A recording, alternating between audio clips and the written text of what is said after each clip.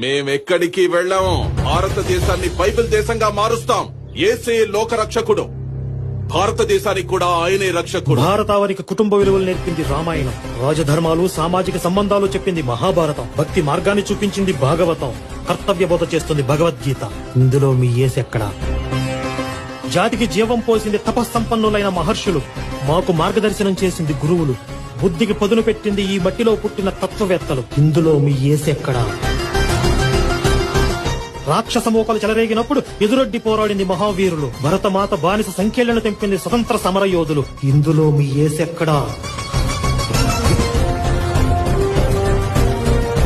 చరిత్ర మాది, పోరాటం మాది, బ్రతుకు మాది, భవిత మాది.